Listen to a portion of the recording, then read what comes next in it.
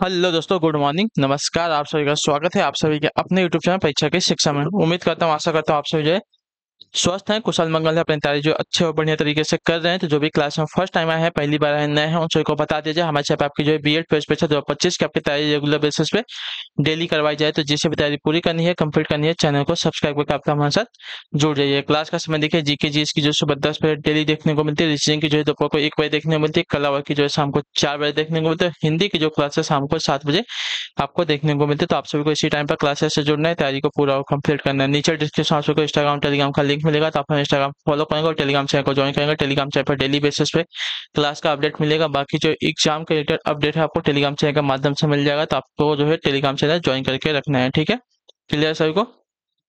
चलिए अब class start करते हैं बिना किसी देरी के। पहला क्वेश्चन आपके सामने दिया गया और क्लास स्टार्ट करने से पहले अभी तक जिसने अभी तक क्लास को लाइक नहीं किया, क्लास को लाइक करेंगे। जिसने अभी तक शेयर नहीं किया, क्लास को अपने दोस्तों के साथ शेयर करेंगे। और जिसने अभी तक चैनल को सब्सक्राइब नहीं किया है, वो लोग जो है चैनल को जल्दी से सब्सक्राइब करके हमारे साथ जुड़ जाइए। जी, पहला क्वेश्चन आपके सामने है, भारत में कितने वर्षों के अंतराल के बाद जनगणना की जाती है? बताइए, भारत में कितने वर्षों के अंतराल के बाद जो है जनगणना की जाती है? इसका राइट आंसर क्या हो जाएगा?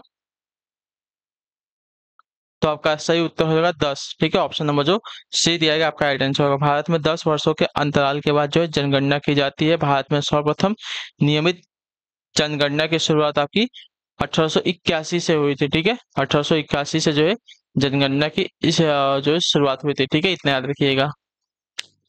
अगले क्वेश्चन की तरफ बढ़ेंगे। आपका है दूसरा नंबर, जब कोई राज्य राष्ट्रपति के शासन के अंतर्गत होता है, तब उस राज्य का बजट कौन पारित करता है? बताइए,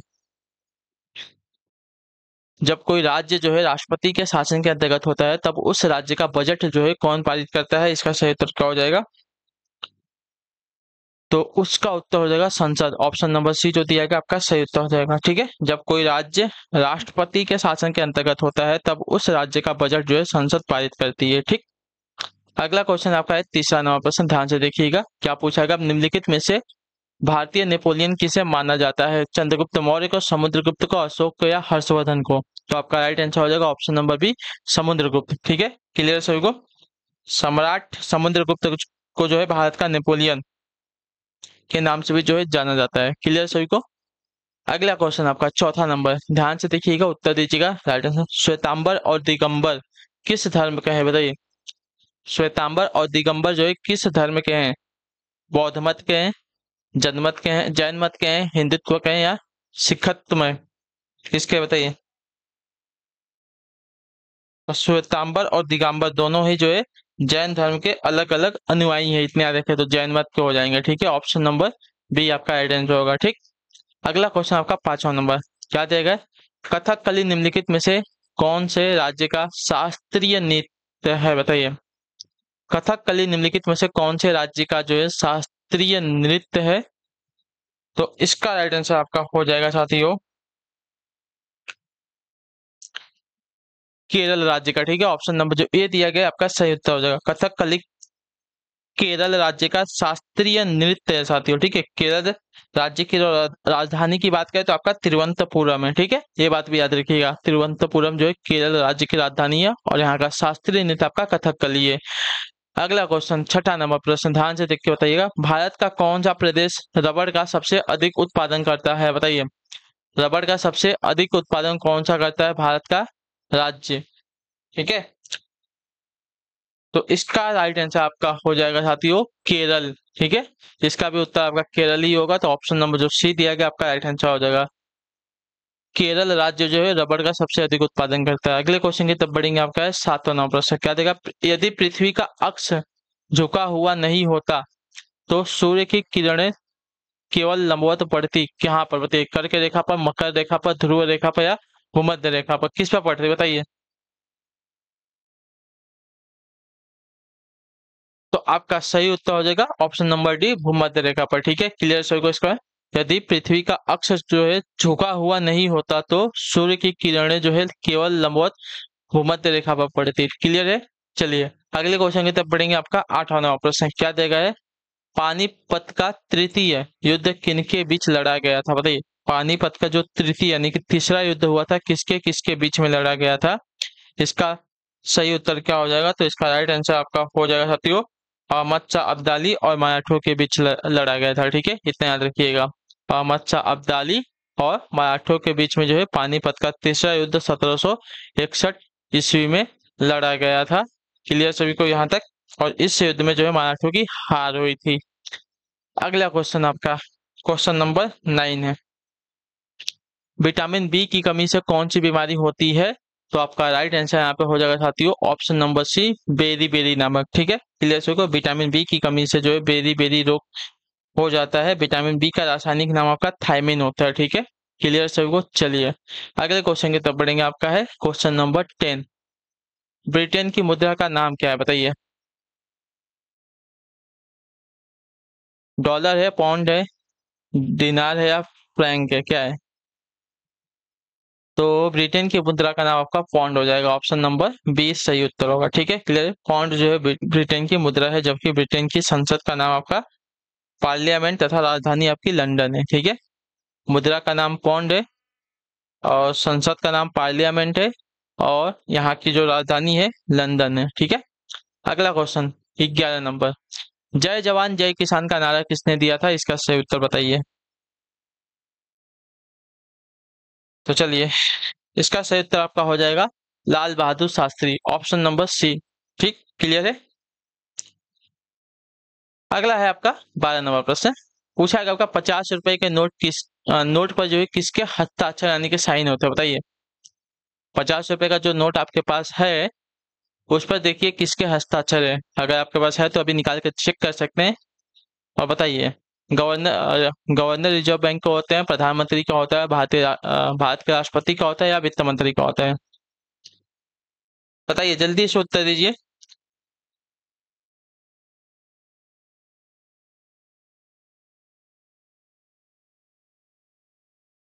तो देखिए एक बात याद रखिएगा, 1 रुपए से अधिक के नोटों पर जो है भारतीय रिजर्व बैंक के गवर्नर के हस्ताक्षर होते हैं। ठीक है, इतना याद रखिएगा। 1 रुपए का जो नोट होता है उससे जो ऊपर के नोट होता है, 1 रुपए के नोट को छोड़कर। ठीक है, जो नोट 2 रुपए का नोट आता है, 5 रुपए का नोट आता है, 10 रुपए का आता है, फिर उसका 20 का आता है, फिर 50 का आता है, 100 का आता है, 500 का आता है, 1000 का, 1000 का तो बंद हो गया ना, 500 तक। ठीक है, तो 500 के नोटों तक मतलब 2 से लेके 500 के जो नोट होते हैं वहां वहां पर जो है गवर्नर रिजर्व बैंक के हस्ताक्षर होते हैं। ठीक है, और 1 रुपए के जो नोट होते हैं उस पर आपका वित्त मंत्रालय के सचिव के हस्ताक्षर होते हैं। ठीक है, इतना याद रखिएगा। अगले क्वेश्चन की तरफ बढ़ेंगे। आपका 13 नंबर, लाल रक्त कण यानी कि आरबीसी शरीर के किस अंग में बनता है? बताइए। आरबीसी जो है शरीर के किस अंग में बनता है?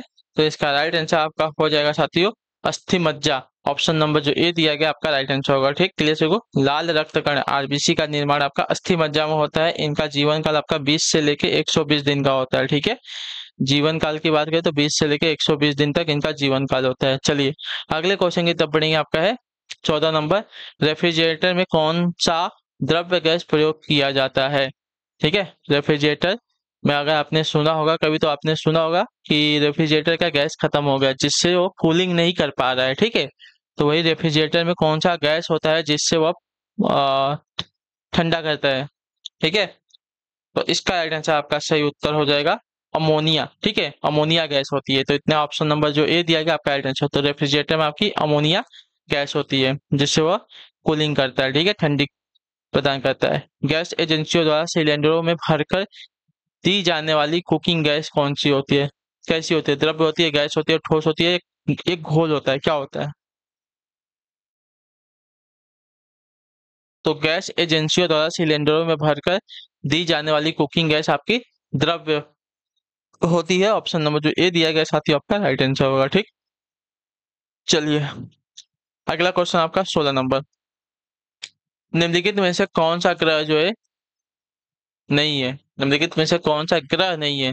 शनि, सूर्य, बृहस्पति और बुध। तो यहाँ पे अगर बात करें सूर्य, सूर्य आपका कोई ग्रह नहीं है। तो ऑप्शन नंबर जो बी दिया गया आपका राइट आंसर। सूर्य एक तारा है। ठीक है, बृहस्पति ग्रह जो है सौरमंडल का सबसे बड़ा ग्रह है। ठीक है,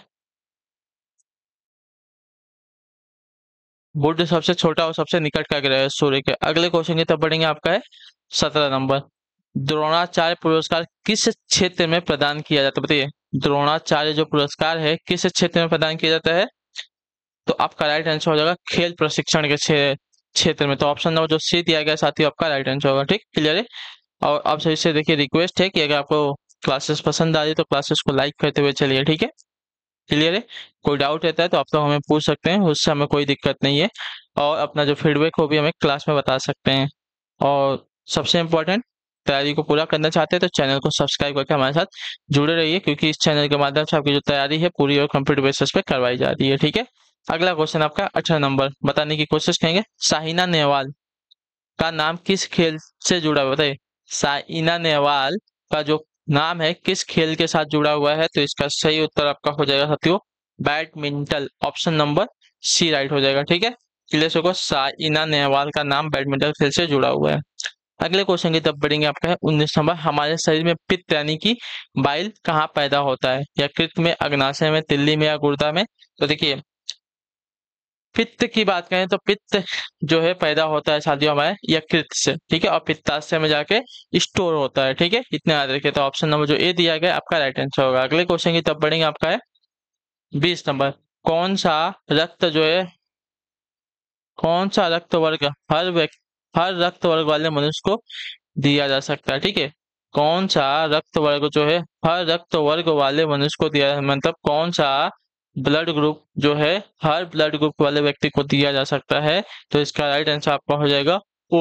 ऑप्शन नंबर जो बी दिया गया आपका राइट आंसर। ओ वर्ग का रक्त वर्ग जो है सर्वदाता रक्त वर्ग कहलाता है। ठीक है, इस रक्त वर्ग के व्यक्ति किसी भी रक्त वर्ग वाले व्यक्ति को अपना रक्त जो है दे सकते हैं। ठीक है, और ए बी रक्त वर्ग जो है सर्वग्राही रक्त वर्ग कहलाता है, यानी कि सबसे जो है खून ले सकता है। ठीक है, अगला क्वेश्चन 21 नंबर बताइएगा। एड्रेस होगा निम्नलिखित में से कौन सा भुगतान संतुलन के अंतर्गत एक खाता नहीं है? बताइए,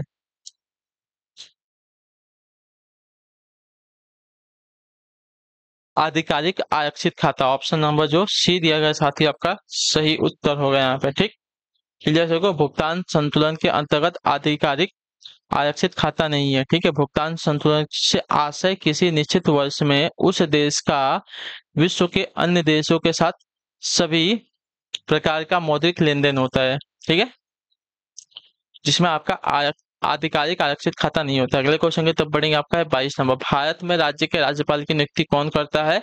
तो इसका राइट आंसर आपका हो जाएगा साथियों भारत के राष्ट्रपति करते हैं। ठीक है, ऑप्शन नंबर जो डी दिया गया आपका राइट आंसर। भारतीय संविधान के अनुच्छेद 155 के अंतर्गत भारत के राष्ट्रपति द्वारा जो है राज्य के राज्यपाल की नियुक्ति की जाती है। ठीक है, राज्यपाल राज्य की कार्यपालिका का संवैधानिक प्रधान होता है, या राज्य के केंद्र या राज्य में जो है केंद्र सरकार का प्रतिनिधित्व करता है। ठीक है, अगले क्वेश्चन की तरफ बढ़ेंगे। आपका 23 नंबर। निम्नलिखित में से कौन सा मुगल शासक अशिक्षित था? तो आपका राइट आंसर यहाँ पे हो जाएगा साथियों अकबर। ठीक है, ऑप्शन नंबर जो सी दिएगा आपका राइट आंसर। अकबर आपका अशिक्षित था। अकबर का जो जन्म है अमरकोट के राणा वीरसाल के महल में 15 अक्टूबर 1542 को हुआ था। उसकी माता का नाम आपका हमीदा बानो था तथा पिता का नाम आपका हुमायूं था। ठीक है, अगला क्वेश्चन आपका 24वां। आजाद हिंद फौज की स्थापना कहाँ की गई थी? तो इसका राइट आंसर हो जाएगा सिंगापुर में। ठीक है, क्लियर सभी को।